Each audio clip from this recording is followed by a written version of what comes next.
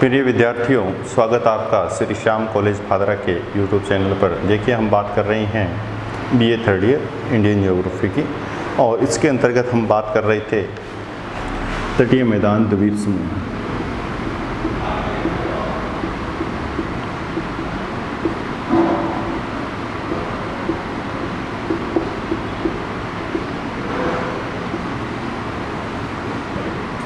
तटीय मैदान के अंतर्गत हमने बात कर ली थी। द्वीप समूह में हमने देखा था कि जो बंगाल की खाड़ी के द्वीप हैं वो कौन कौन से हैं, उनके बारे में भी देख लिया था।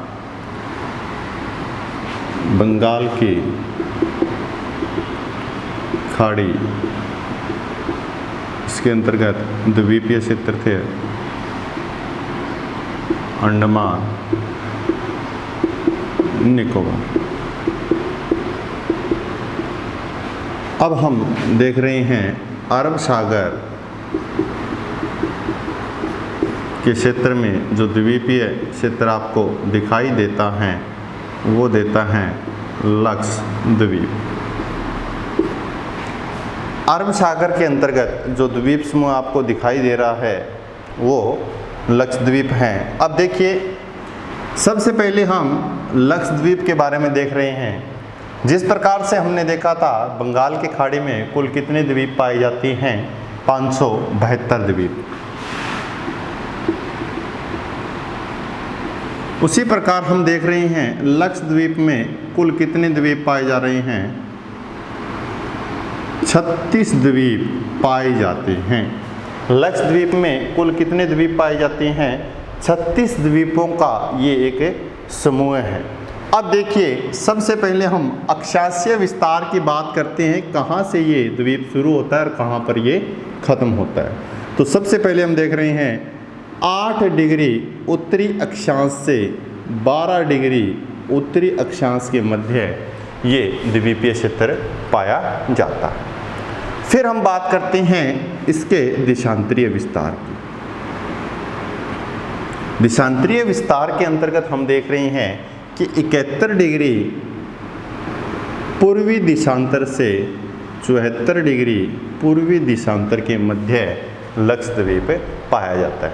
तो ये इसका क्या हो गया, अक्षांशीय विस्तार हो गया। ठीक है, क्या हो गया, 8 डिग्री उत्तरी अक्षांश से 12 डिग्री उत्तरी अक्षांश तक, 71 डिग्री पूर्वी दिशांतर से 74 डिग्री पूर्वी दिशांतर के मध्य लक्षद्वीप पाया जाता है। और ये कितने क्षेत्रफल में पाया जाता है, जिस प्रकार से हमने बात की थी कि 8326 वर्ग किलोमीटर में ये द्वीप फैले हुए हैं, उसी प्रकार हम देख रहे हैं इसका जो क्षेत्रफल पाया जाता है वो 32 वर्ग किलोमीटर का क्षेत्र पाया जाता है, लक्षद्वीप का जो क्षेत्र है। ठीक है, ये जो द्वीपीय क्षेत्र है ये यहाँ पर एक स्टेट है केरल। केरल के पश्चिमी भाग में जो सागरीय क्षेत्र है, अरब सागरीय क्षेत्र है, वहाँ पर ये द्वीप स्थित हैं। इसके बाद में हम देख रहे हैं कि जो लक्षद्वीप है इसका ये नाम कब रखा गया, तो देखिए 1973 में लक्षद्वीप नाम रखा गया। तो इससे पहले बहुत सारे नाम थे इसके, अमीनी द्वीप,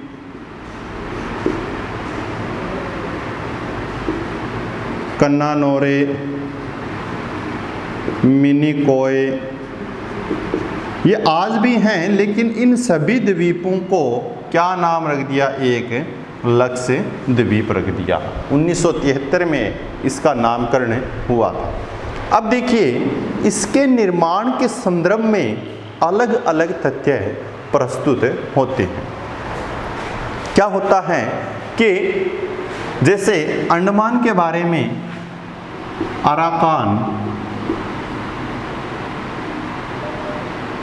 अराकान योमा, ये पर्वतीय क्षेत्र। ठीक है, एक तो ये कंसेप्ट हमें मिलती है कि इसका विस्तार इस प्रकार से माना जाता है। दूसरे हम बात करते हैं कि ये ज्वालामुखी से निर्मित द्वीप हैं। ज्वालामुखी से निर्मित हमने यहाँ पर बात की थी बैरन की और नारकोंडम की बात की थी। ये द्वीपीय क्षेत्र ज्वालामुखी से निर्मित है। तो अलग अलग कंसेप्ट यहाँ पर दिखाई देती है। उसी प्रकार लक्षद्वीप में भी हम देख रहे हैं कि यहाँ पर जो राजस्थान का पर्वतीय क्षेत्र है वो दिल्ली से गुजरात तक फैला हुआ है और इसी क्रम में आगे लक्षद्वीप भी दिखाई देता है। तो हम मान सकते हैं कि लक्षद्वीप हैं ये इसका निर्माण ये अरावली पर्वतीय प्रदेश के कारण ही हुआ है। ये जो लक्षद्वीप है ये किसका विस्तार है? ये अरावली पर्वतीय क्षेत्रों का विस्तार है। लेकिन चट्टानों के संदर्भ में अध्ययन करेंगे तो वहाँ नज़र क्या आएगा कि ये जो चट्टान है ये किससे निर्मित हैं?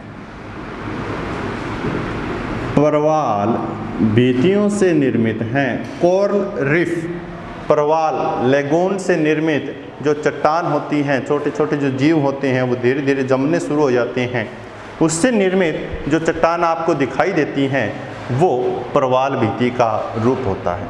तो ये अलग अलग कंसेप्ट हैं इसके निर्माण के संदर्भ में। ठीक है। अब देखिए लक्षद्वीप और अंडमान निकोबार द्वीप, इसके अंतर्गत हम बात करेंगे कि इसके कृषि क्षेत्र की बात की जाती है तो यहाँ पर किस प्रकार की कृषि की जाती है? अंडमान में चावल की। ठीक है। वहीं हम लक्षद्वीप में देखते हैं कृषि क्षेत्र के अंतर्गत यहाँ पर कृषि की जाती है किसकी? नारियल की कृषि की जाती है। जिस प्रकार से हमने चैनल देखे थे किसके मध्य? अंडमान और निकोबार के मध्य, उसी प्रकार हम देख रहे हैं लक्षद्वीप के मध्य कौन कौन से चैनल लक्षद्वीप में पाए जाते हैं। ये देखें,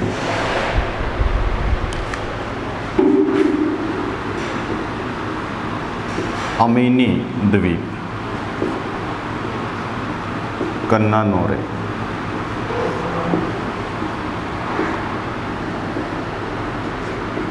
लक्षद्वीप,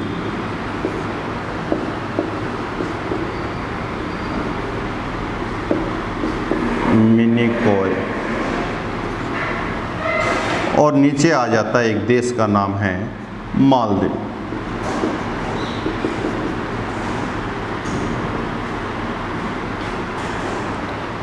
ठीक है। ये इस प्रकार से ये जो द्वीपीय क्षेत्र हैं इसमें छोटे छोटे द्वीप हैं ये मैंने यहाँ पर लिख दिए हैं। अब इनके मध्य जो चैनल पाया जाता है वो कौन कौन सा चैनल? देखिए, मिनिकॉय और मालदीव देश के मध्य एक चैनल पाया जाता है। कितने डिग्री का? 8 डिग्री का चैनल पाया जाता है। ठीक है। जिस प्रकार से हमने देखा था अंडमान निकोबार के अंतर्गत, उसके अंतर्गत हम स्टार्ट किया था हमने 9 डिग्री चैनल, इसमें पाया जाता है 8 डिग्री चैनल। फिर हम देख रहे हैं लक्षद्वीप और मिनिकॉय के मध्य पाया जाता है 9 डिग्री चैनल। कौन सा चैनल पाया जाता है? 9 डिग्री चैनल। फिर जो लक्षद्वीप और कन्नानोरे द्वीप हैं इसके मध्य चैनल स्थित नहीं है। फिर यहाँ पर मिलता है अमीनी द्वीप और कन्नानोरे द्वीप के मध्य कौन सा चैनल? 11 degree channel. अब देखिए मैंने कहा लक्षद्वीप शुरू होता है 8 डिग्री उत्तरी अक्षांश से 12 डिग्री उत्तरी अक्षांश के मध्य। अब ये तो मालदीव तो है, ये अलग है, ये भारत के अंतर्गत नहीं है। 8 डिग्री चैनल यहाँ से शुरू हो जाता है लक्षद्वीप और फिर आगे ये 11 और लास्ट कितना है? 12। लास्ट कितना है? 12। तो ये इसी अक्षांशीय क्षेत्र में फैला हुआ है और उसी अक्षांशीय क्षेत्र के आधार पर हम क्या कह सकते हैं कि ये चैनल 8 डिग्री, 9 डिग्री और 11 डिग्री ये पाए जाते हैं। एक कंसेप्ट ये भी है कि जो लक्षद्वीप हैं ये 2 भागों में विभाजित होता है। कितने डिग्री चैनल के द्वारा होता है? कितने डिग्री चैनल के द्वारा होता है? याद रखना 11 डिग्री चैनल क्या करेगा? लक्षद्वीप को 2 भागों में विभाजित करेगा। ये हमेशा याद रखना है। ठीक है, इसके बाद में अंडमान की एक विशेषता आती है, एमरोल्ड या मरकत। एमरोल्ड या मरकत द्वीप समूह किसे कहते हैं? तो याद रखना कौन सा द्वीप समूह है? अंडमान निकोबार द्वीप समूह है माना जाता है। ये हमने देख लिया है। तो इस प्रकार से हमने द्वीप समूह भी देख लिए। अब क्या है, अब कुछ द्वीप ऐसे पाए जाते हैं जो तटों के बिल्कुल समीप पाए जाते हैं। यहाँ इस पूर्वी तटीय और पश्चिमी तटीय मैदान के अंतर्गत छोटे छोटे द्वीप और पाए जाते हैं, उनकी हम बात करते हैं।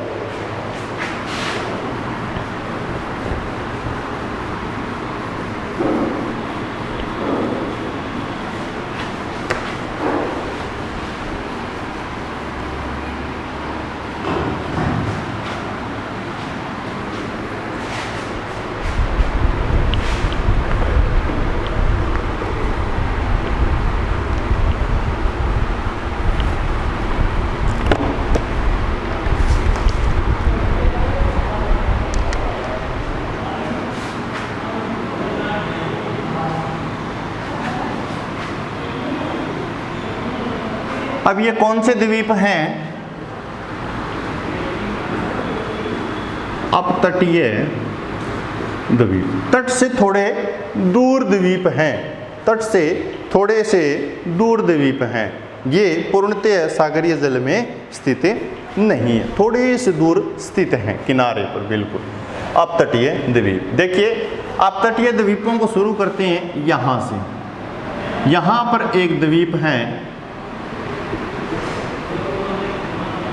न्यू मरे कह सकते हैं या न्यू मोरे द्वीप कह सकते हैं। ये द्वीप कहाँ पर है? न्यू मोरे द्वीप 24 परगना। कहाँ पर है? 24 परगना। और ये 24 परगना कहाँ है?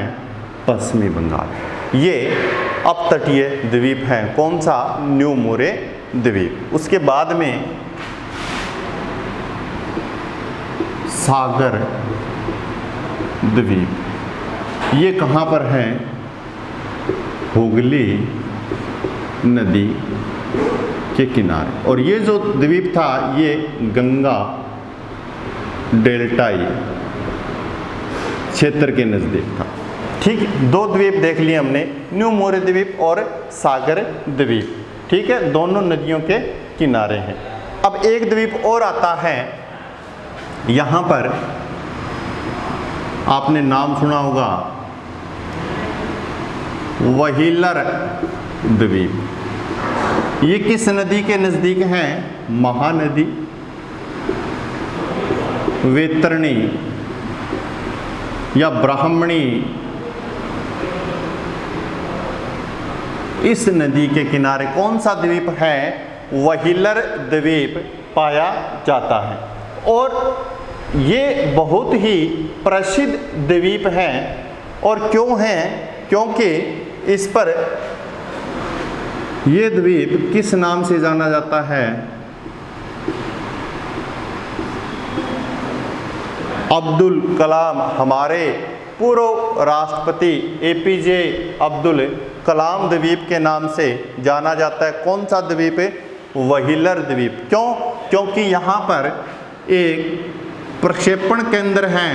कौन सा? चांदीपुर प्रक्षेपण केंद्र। कहाँ पर है? व्हीलर द्वीप पर है, याद रखना। व्हीलर द्वीप पर कौन सा केंद्र है? चांदीपुर प्रक्षेपण केंद्र। और ये क्या है? यहाँ से सैटेलाइट लॉन्चिंग होती है, या हम कह सकते हैं जो रॉकेट होती हैं, जो मिसाइल्स होती हैं, ये प्रक्षेपण किया जाता है। यहाँ से उसको पृथ्वी से ऊपर की ओर छोड़ा जाता है। जो PSLV, GSLV आप नाम लेते हो, उससे संबंधित वो कहाँ से छोड़ी जाती हैं? वो कहाँ से छोड़ी जाती है? इन्हीं केंद्रों से छोड़ी जाती है। उसके बाद में अगला जो आता है वो है, बहुत प्रसिद्ध हैं, श्री हरिकोटा द्वीप। श्री हरिकोटा द्वीप ये भी एक अंतरिक्ष केंद्र है, स्टेशन है। और कहाँ पर है? देखिए, ये मैंने एक झील बताई थी आपको, आंध्र प्रदेश में पुलिकट झील। पुलिकट झील के समीप कौन सा द्वीप पाया जाता है? श्री हरिकोटा। और यहाँ भी एक सेंटर है, अंतरिक्ष सेंटर है, जिसका नाम है सतीश धवन अंतरिक्ष केंद्र। अब दोनों याद रखना, चांदीपुर प्रक्षेपण किस द्वीप पर है? व्हीलर द्वीप पर। और सतीश धवन अंतरिक्ष केंद्र कहाँ पर है? श्री हरिकोटा में है। इसके आगे मन्नार की खाड़ी में यहाँ पर पंबन द्वीप पाया जाता है, रामेश्वरम में। रामेश्वरम में मन्नार की खाड़ी, ठीक है। पंबन द्वीप कहाँ पर है? मन्नार की खाड़ी में है, रामेश्वरम के अंतर्गत है।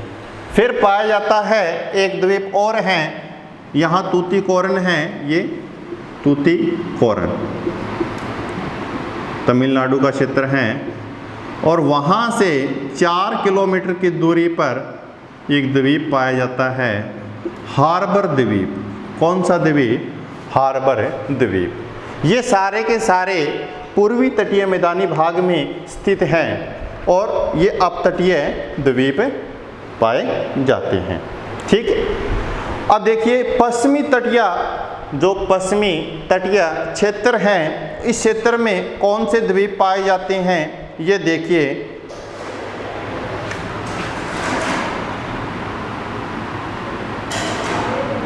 दो नदियां जाती हैं, एक ऊपर की साइड में नर्मदा और नीचे की साइड में ताप्ती नदी। और इन्हीं दोनों नदियों के मुहाने पर अपतटीय द्वीप पाए जाते हैं। नर्मदा नदी के मुहाने पर देखिए खड़िया बेट, खड़िया बेट नाम का एक द्वीप है। करुमार पाचम, ये सारे के सारे द्वीप किस नदी के मुहाने पर हैं? नर्मदा नदी के मुहाने पर, ठीक है। नीचे एक नदी है ताप्ती नदी, यहाँ पर एक प्रसिद्ध द्वीप है अलिया बेट। कौन सा? अलिया बेट द्वीप। ये किस नदी पर है? ताप्ती नदी के मुहाने पर स्थित है। एक द्वीप और आता है, बहुत इंपॉर्टेंट है, स्टार लगा के लिख लेना, ड्यूक। कौन सा? ड्यूक। तो ड्यूक कौन सी नदी पर है? याद रखना, नर्मदा नदी का अपतटीय द्वीप माना जाता है। किसको माना जाता है? ड्यूक द्वीप को। तो ये सारे के सारे अपतटीय द्वीप हैं। इसी प्रकार आप क्या करोगे, अपने जो जहाँ पर नोट्स बना रहे हो वहाँ पर इसी प्रकार का एक डायग्राम बनाओगे और वहाँ इसको इसी प्रकार से दर्शाओगे, ताकि आपको सीक्वेंस से हर चीज़ याद रहे। कौन सा पश्चिमी है, कौन सा पूर्वी है, ये कोई स्पेशल आपको याद करने की आवश्यकता नहीं है। इस प्रकार से हमने जो अध्ययन किया है वो किया है भारत के भौतिक प्रदेशों के बारे में, और जितने भी भौतिक प्रदेश थे उन सभी भौतिक प्रदेशों के बारे में हमने देख लिया है। अब हम नेक्स्ट जो शुरू करेंगे, एक नया टॉपिक लेकर आएंगे, भारत की जलवायु। उस जलवायु से संबंधित हम देखेंगे क्या क्या विशेषताएं हैं, कौन कौन से मानसून से संबंधित हैं, क्या ऋतुएं हैं, इस प्रकार की सभी विशेषताएं उसमें हम देखेंगे। तो आशा करता हूं कि आपको ये वीडियो अच्छे से समझ में आया होगा। Thank you very much. जय हिंद, जय भारत।